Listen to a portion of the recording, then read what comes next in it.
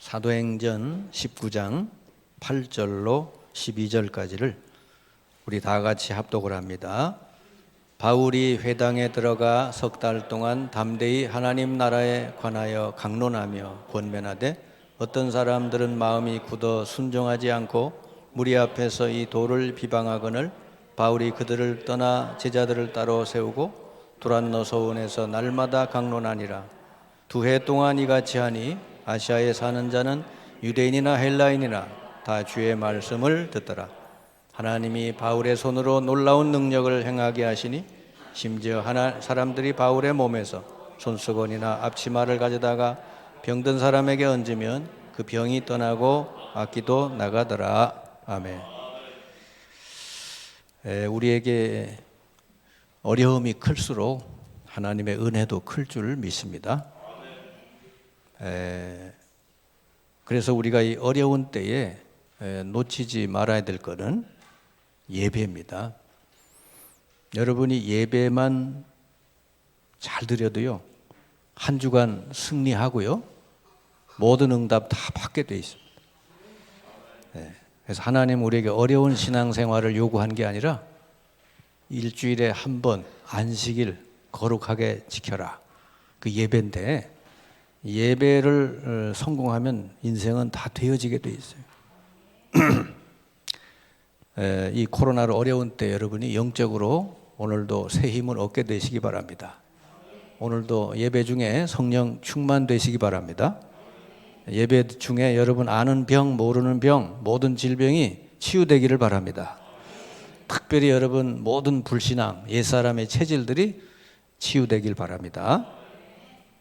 하나님은 예배를 가장 중요히 여기시고 예배 시간에 여러분에게 이 모든 것을 주신다, 그 말이죠. 그래서 예배 중에 제일 중요한 게 이 말씀을 잘 듣는 것이죠. 여러분이 치유되고 변화되고 여러분 인생이 행복해지려면 간단한 길이 있는데 하나님 말씀을 집중해서 잘 들으면 돼요. 말씀을 들으면 다 살게 돼 있어요. 에스겔 37장에 보니까 영혼이 뼈다귀처럼 말라붙었던 그 영혼들이 하나님 말씀이 선포되니까 다 살아나고 나중엔 군대가 됐다 그래요. 여러분은 영적으로 힘을 얻어서 하나님의 영적인 군대가 되시기 바랍니다. 왜 하나님 말씀을 집중해서 들을 때 치유가 되냐, 인생이 변화되냐? 하나님 말씀은 치유의 능력이 있기 때문에 그렇습니다. 히브리서 4장 12절에 하나님 말씀은 살았고 죽은 말이 아니라는 거죠. 반드시 그 말을 받으면 살아 역사한다는 것이죠. 어떻게 역사하냐? 이 살아서 역사해서 여러분의 혼, 영, 관절, 골수를 찔러 쪼개기까지 한다. 여러분을 영혼을 다 치료해 주신다. 이게 수술한다고 하면 수술. 병원에 가면 의사가 수술하는 건 육신밖에 못하잖아요. 그런데 하나님의 말씀을 들으면 여러분의 생각, 마음, 영혼 다 치료한단 말이에요. 의사는 여러분 육신만 치료하잖아요. 근데 하나님은 여러분 영도, 영혼도 치료한다니까. 그렇게 완전 치유가 되는 것이죠. 그래서 여러분이 매일 집중해서 말씀을 듣고 묵상하면 제일 먼저 치유되는 게 어디냐? 여러분 생각이 치유가 돼요. 사람이 어디서부터 병이 들어오냐? 생각에서부터 들어오는 거예요. 제가 우울증 만난 사람 치료했는데 늘 염려가 많고 불안하고 오지도 않은 것도 염려하고 사실이 아닌 것도 염려하고 그 염려 속에 살다 보니 그게 완전 병이 돼버린 거예요. 우울증이 되는 거죠. 물론 계기는 있죠. 뭐 이런 일 저런 일 계기는 있는데 그게 싹 자기에게 생각의 병이 오게 돼요. 그게 말씀을 들으면서 생각이 치유되니까 우울증이 치유가 되는 거예요. 정신질환자를 여러분 치료는 두 가지로 해요. 하나는 생각 치유, 하나는 행동 치유. 생각 치유는 뭘로 하겠어요? 말씀으로 하는 거예요. 그 정신병원에 가보면 그래 상담을 해봐야 제가 볼 때 한 5분밖에 못 하더라고. 너무 환자가 많아가지고 한 의사가 하루에 50명 받는데 그럼 그 사람 붙들고 무슨 얘기를 하겠어요? 그러니까 적어도 1시간은 서로 주거니 받거니 얘기하고 하나님 말씀이 이거다 그래야 될 거 아니에요. 이게 정신 문제가 오면 잘 치유가 안 되는 이유가 거기 있어요. 여러분 생각이 치유되면 당연히 마음도 치유가 되고 육신도 치유돼요. 이 세 가지는 다 연결이 되어 있는 거예요. 그 생각 이전에 뭐가 있냐? 영적인 부분이 있다. 내 영혼이 사단에게 딱 눌려 있으면 생각이 어두워져요. 우울해지고 두려워져. 그러면 어떻게 돼? 마음도 병들어. 내성적이 되고 그냥 혼자 있고 싶고 그럼 사회생활도 어려워져. 삶이 안 돼요.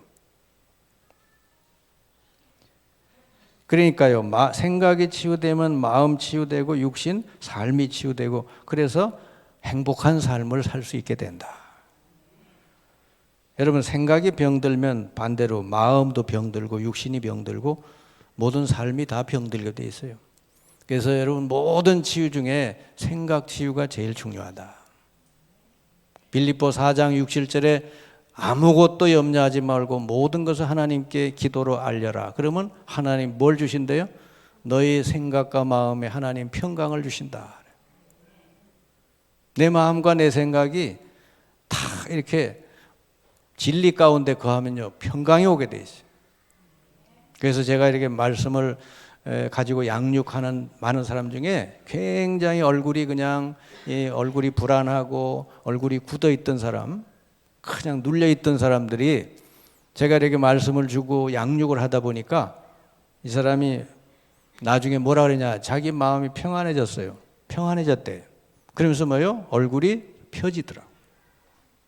얼굴이 밝아져요.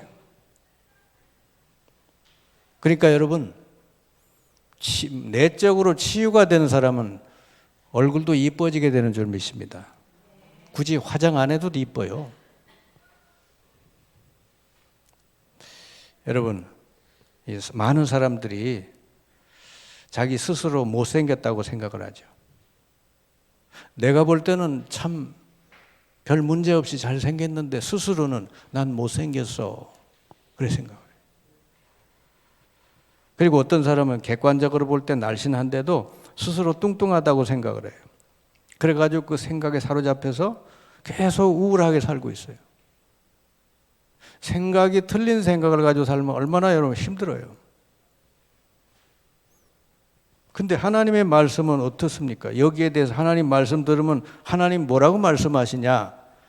하나님은 사람의 외모를 보시지 않고 중심을 보신다 그랬어요. 여기서 모든 답이 끝나는 거예요. 그 사람의 내면, 그 사람의 영적 상태가 중요하다 그 말이에요. 아멘.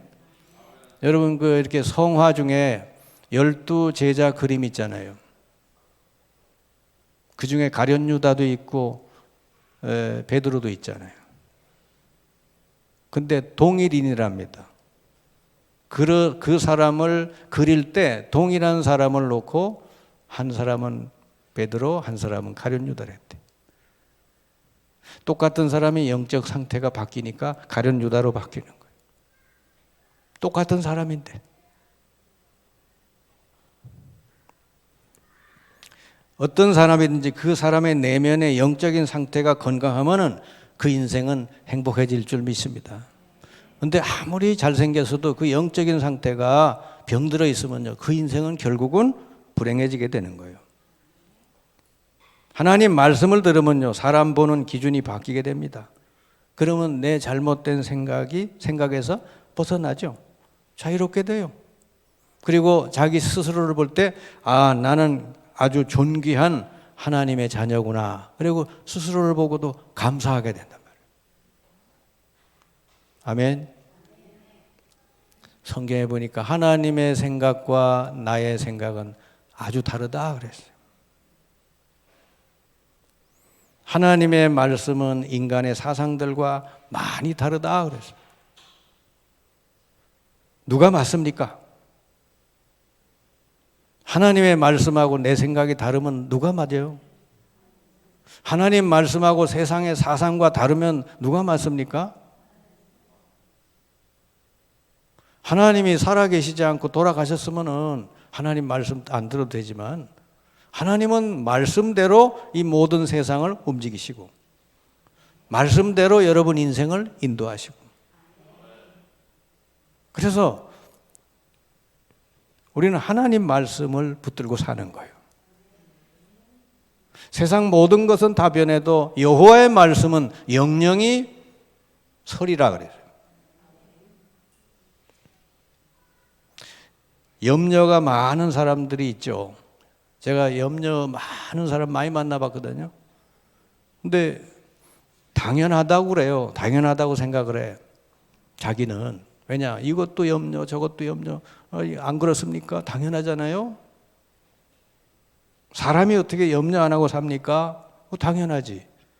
근데 성경 말씀 어떻게 돼 있어요? 베드로전서 5장 7절 너희 염려를 다 주께 맡겨 버려라. 주께서 너희를 돌보시느니라. 간단하잖아요. 예수 그리스도를 나의 마음에 주로 영접했으면 너의 모든 염려를 다 주께 맡기래요. 그럼 주님이 돌봐주신다. 안 맡기면 어떻게 돼? 못 돌보는 거지.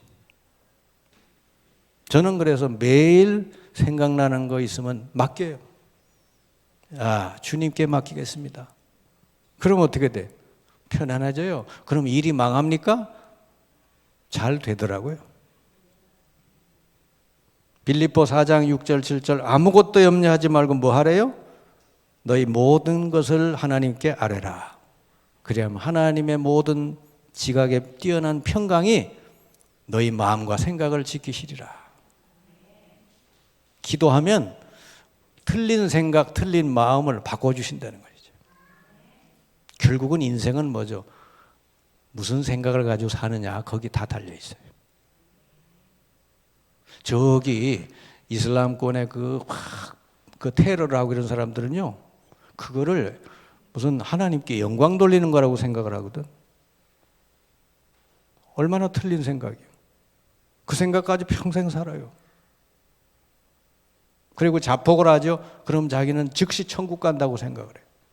얼마나 틀린 생각 가지고 살아요. 그런 극단적인 사람들 말고 지금 현재 이 세상을 살고 있는 수많은 사람이 얼마나 틀린 생각을 가지고 매일매일을 살고 있느냐 말이에요. 내가 병들었다는 것도 모르잖아요. 저기 좀 정신이 이상한 사람만 병들었다 생각하지 내가 진짜 많이 병들었구나 이걸 모른다니까. 진짜 우리는요 틀린 생각을 가지고 많이 살아요.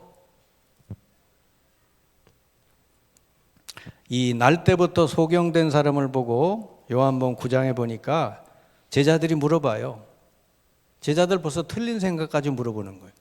저 사람이 누구 죄 때문에 저래 됐느냐 이래 물어봐요. 그 부모 죄 때문입니까? 본인 죄 때문에 저래 됐습니까? 벌써 생각 자체가 틀린 거예요. 율법 기준 가지고. 근데 예수님 뭐라고 답을 하셔요? 저 사람이 부모 죄 때문도 아니고 본인 죄 때문도 아니고 저 사람을 통해서 하나님이 하실 일이 있다. 여러분 세상 사람들이 말하는 기준, 세상에서 보는 기준이 얼마나 틀렸는지 여러분 아셔야 돼요. 이 지구상에 태어난 모든 사람은요 하나님이 하실 일이 있는 줄 믿습니다. 다 소중한 사람들이에요. 뭘 기준을 가지고 저 사람은 잘생겼네, 못생겼네, 뭐 부자네, 가난하네, 뭐 학벌이 어떠네. 그런 거 가지고 모든 사람을 이렇게 구별하고 그러잖아요, 우리가. 눈이 그래 돼 있잖아, 벌써. 얼마나 틀렸어요. 예수님이 그 소경을 바라본 눈은 저 사람을 통해 하나님이 영광을 받으신다는 거예요. 아멘? 그래서 그 소경의 눈을 뜨게 해주거든요. 그래가지고 어떻게 돼? 진짜 예수가 그리스도라는 게 많은 사람들에게 증거되게 되는 것입니다. 그 사람이 멀쩡한 사람이었으면은 예수가 그리스도라는 게 증거가 안 되죠. 여러분이 틀린 생각을 가지고 평생을 살면 그 인생이 어떻게 되겠어요? 틀린 인생 되잖아요. 얼마나 억울해요? 평생을 살았는데 틀린 인생이요. 저의 경우는요, 제가 태어나 보니까 우상 숭배하는 집에 태어나서 우리 집이 가난하고 아버지 병들어 누워있고, 그러니까 뭐 저는 그래요. 이게 그렇다, 뭔가 좀 이렇게 생각이 우울해요. 다른 집 걷질 않고 우울해. 그냥 우울한 거예요. 제가 목회자가 되려고 신학교로 왔는데 다른 애들은 다 뭐 목사 아들, 장로 아들 그래가지고 뭐 배경이 빵빵한데, 나는 우리 그때 신학교 들어올 때 우리 어머님이 교회를 다니셨나 안 다니셨는지 기억이 잘 안 나는데, 하여튼 신학교 올 때는 교회를 다니신 것 같아요. 그러니까 나는 뒤에서 무슨 배경이 하나도 없어요. 그러니까 돈도 없어가지고 신학교 다닐 때 1학기만 하고 그만뒀어요. 그래가지고 나를 긍휼히 여긴 어떤 선배가, 야, 우리 교회 내 개척하는데 와서 도와주라. 그러면 내가 방도 주고 먹을 거 다 줄게. 그래. 그렇게 살았거든. 근데요, 제가 하나님 말씀을 보니까 하나님은 힘없는 사람, 가난한 사람을 택해서 강한 자를 부끄럽게 하시려고 그런다.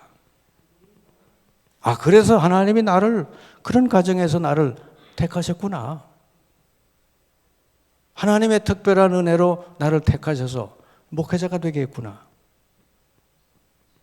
내가 이 가난했던 거, 병든 아버지를 모신 거, 이게 전부 다 하나님의 소명이구나. 하나님의 특별한 계획이 있었구나. 그러니까요, 그게 감사가 나오더라고요. 제가 그때서부터요, 예전에는 노래를 불러도 맨날 슬픈 노래만 불렀는데, 그때서부터는 찬송이 막 나오더라니까. 할렐루야. 저 과거 얘기 저는 부끄럽게 생각 안 하고 다 얘기해요. 뭐 우리 아버지 어떻게 병들었다 다 얘기해. 생각이 어떠냐가 아주 중요하다. 내 생각은 나는 우울하게 살 수밖에 없었는데 하나님이 보실 때는 그게 아니다 그 말이요. 네가 그러기 때문에 내가 너를 택해서 이 세상에 이 강한 자를 부끄럽게 하려고 너를 택했다. 너를 택해서 이 복음 전하려고 택했다 그 말이에요. 내가 뭐 부유한 가정에서 아무 별 어려움도 없이 컸으면 예수 믿겠어요? 안 믿지. 여러분 지난 주일 메시지 기억합니까? 지난주일 메시지를 기억하고 있는 사람은 그 사람 보나마나 응답되게 돼 있어요. 응답 오게 돼 있어요. 여러분이 정말로 말씀 듣다가 하나님이 내게 주신 소명이 뭔지 깨달았으면은 그날부터 하나님 여러분에게 정확하게 응답하시게 돼 있어요. 왜냐? 하나님 말씀 붙들었거든. 응답 안 달라고 해도 여러분이 메시지 잘 듣다가 하나님이 내게 주신 소명이 이거구나. 하나님이 이 시대에 나를 이렇게 태어나게 해서 이 교회 보내시고 이 말씀 듣게 한 게 이거구나. 그래 내가 이 말씀 붙들고 이제부터 산다. 그 사람은 그날부터 하나님의 응답을 정확하게 주시게 되는 줄 믿습니다. 그래서 지난주에 메시지는 한 번 듣고 지나갈 메시지가 아니에요. 진짜 여러분 하나님 내게 주신 소명 찾아야 돼요. 여러분 각자가 다 여러분 그냥 지나가는 인생이 아니요. 누굴 따라다니는 인생이 아니요. 하나님은 여러분 각자에게 중요한 소명을 가지고 계시다 그 말이에요. 하나님의 말씀 듣다가 그 미션을 여러분 잘 깨달으시기 바랍니다. 저는 그게 있거든요. 나 같은 가정을 살리라고 하나님이 나를 부르시고 이 복음을 깨닫게 하셨구나. 제가 이렇게 수많은 사람 만나봤는데 나하고 비슷한 사람 많이 만났어요. 하나님이 그렇게 만나게 하셔요. 우상숭배에 쩌드는 가정, 정신 문제나 뭐 이런 그런 가정 많이 만났거든. 만약에 여러분이 하나님의 소명을 발견하지 못하고 인생 평생을 산다면 항상 여러분 인생은 어떻게 돼요? 항상 다른 사람 따라다니는 인생, 다른 사람 쳐다보는 인생, 그 살다가 인생 끝나는 거예요. 여러분의 인생이 아니요, 그거는. 나의 인생을 살아야 될 거 아니에요?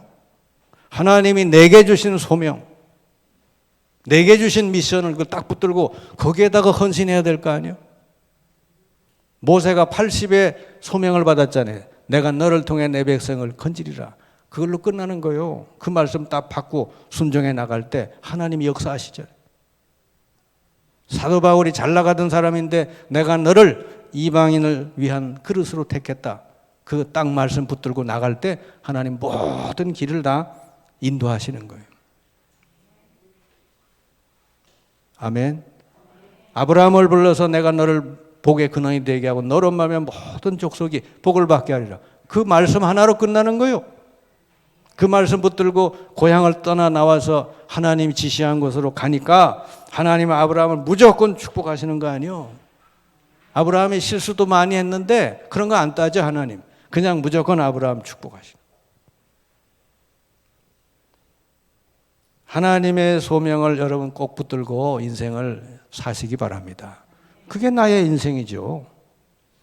뭐 사람 쳐다보고 다른 사람 보고 비교할 게 없잖아요. 내 인생을 사는 건데. 제가 지난해 보내보니까 JTBC인가 거기서 싱 어게인이라는 프로그램을 하더라고. 여러분이 혹시 보셨는지 모르는데 이 무명 가수들 나와서 이렇게 경연하고 그러면서 거기서 1, 2, 3등을 뽑는 거예요. 근데 그 중에 목사 아들이 하나 나왔어요. 내가 유심히 봤지. 노래를 하는데 이 친구는 다른 친구들하고 달라. 경쟁을 하러 나오는 친구가 아니라 자기 노래에 메시지를 담아가지고 계속 그냥 자기 노래를 부르더라고. 그러니까 심사하는 그 사람들이 뭐라 하냐면 저 사람 처음 봤대. 저런 사람 처음 봤다. 이 평가를 할 수가 없다는 거예요. 그 친구가 이름이 이승윤인데 나중에 1등 했어요. 이렇게 그 심사하는 사람들이 알아보더라니까. 그냥 노래를 잘하는 사람이 아니라 노래에다가 뜻을 담아서 부른 거예요. 예수 예자도 얘기를 안 했는데 많은 사람들이 그 사람을 좋아해요. 그 아버지가 목사라는 거 다 알면서도 그 사람의 노래와 그 사람을 좋아해요.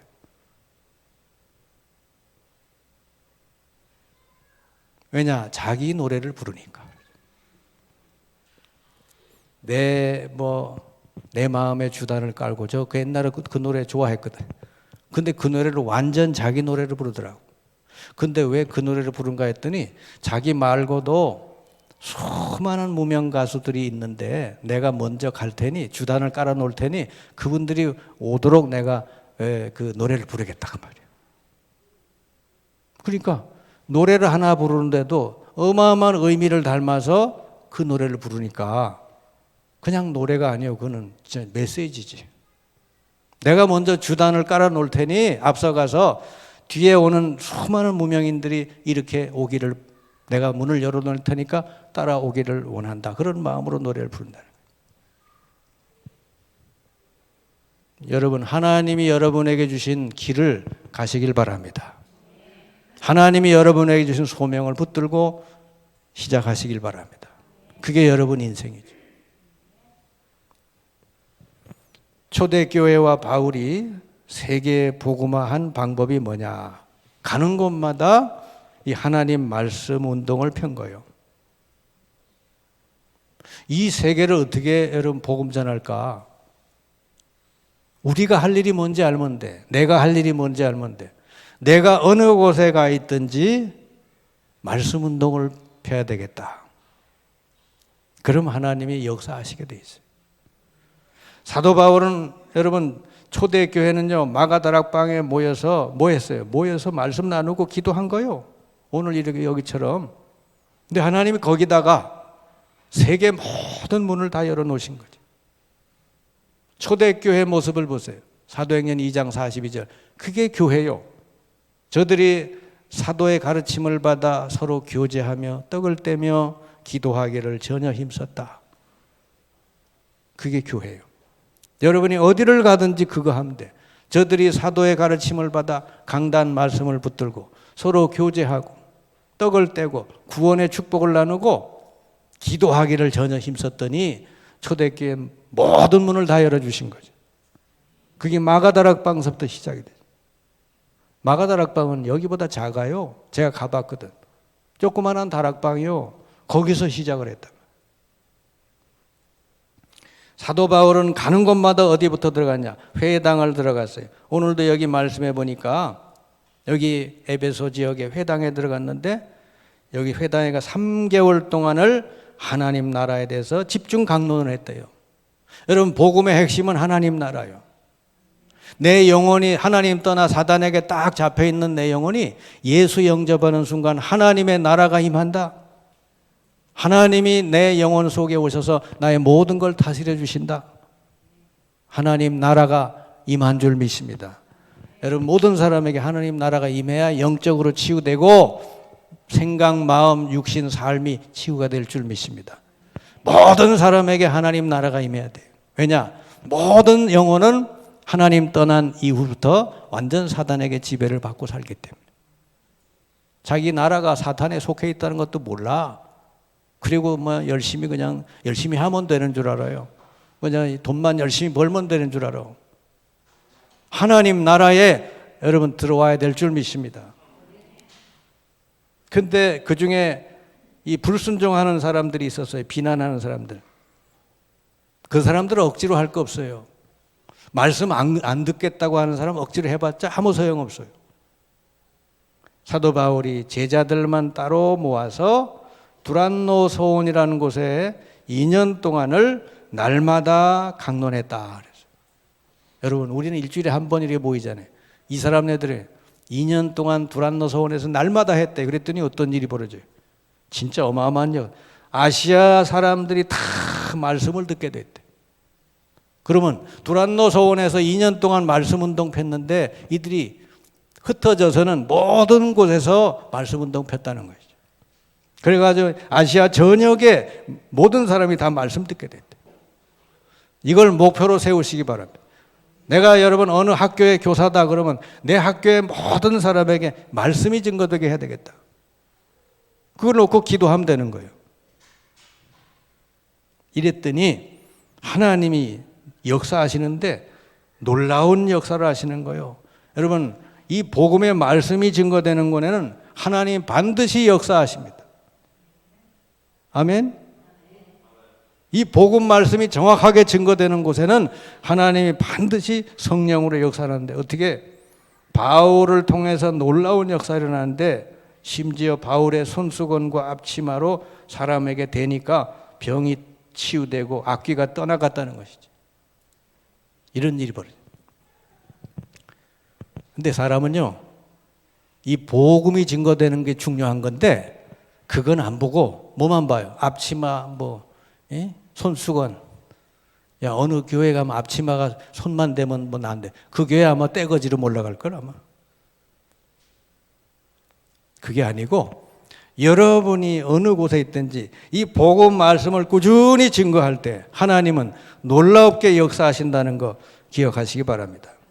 그래가지고요 그 지역에 마술하는 사람들이 전부 책을 가져와서 다 불태우고 회개했다는 그 책값이 은 5만이나 되고 이 주의 말씀이 힘이 있어서 흥왕해서 그 지역에 전파됐다는 거예요. 아멘. 오늘 읽은 그 19장 20절에 그래 되어 있잖아요. 이와 같이 주의 말씀이 힘이 있어 흥왕하여 세력을 얻으니라. 말씀 운동이 계속 벌어지면요 하나님은요 어마어마하게 역사하신다는 걸 기억하시길 바랍니다. 그래서 여러분 다른 거 없어요. 여러분이 있는 현장에 말씀 운동 펴시면 돼요. 그러면 하나님이 가장 여러분을 기뻐하십니다. 어떻게 하면 되죠? 언약을 잡고 이 말씀 붙들고 혼자 시작하면 돼. 기도부터 하면 돼요. 바울이 어느 지역에 가든지 기도처부터 찾아갔다. 그게 뭐죠? 말씀 붙들고 기도하려고.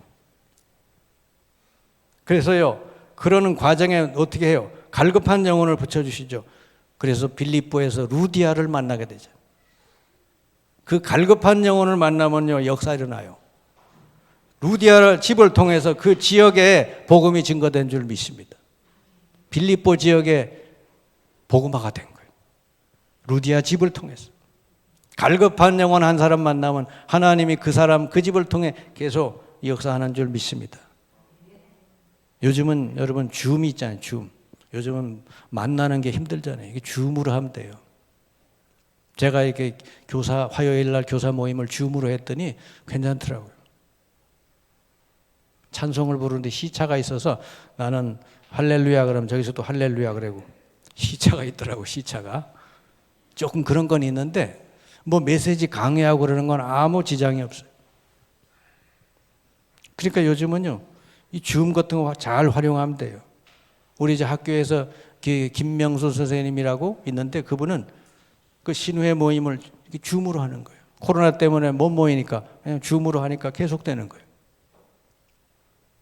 제가 이제 다음 주서부터는 비전교회 모임을 이제 줌으로 하려고 그래요. 비전교회 한 20명 목회자들 모이는데 줌으로 하겠다고 그러니까 많은 사람들이 감사하다고 그냥 반갑다고 그러더라고요. 여러분 가정에서도 해요. 이렇게 주일날 와서 강단 말씀을 딱 듣고요. 여러분 집에 돌아가서 어떻게 해요? 이 말씀을 나누고 같이 적용을 하고 그 말씀 붙들고 기도해요. 자녀들하고 같이. 그게 자녀를 살리는 길이요. 제가 우리 누구야? 요번에 교사된 장은아를 이제 인천 그 교대 가가지고 만났잖아요. 계속 만나서 학교 복음화를 위해서 이렇게 만나서 양육도 하고 그러는데 그 은하 얘기를 들어보니까 집에서 주일날 예배 끝나면 집에 돌아가서 가정에서 주일 저녁쯤 해서 가족들이 모여서 주일날 받은 말씀을 같이 나누고 이렇게 기도한다는 거죠.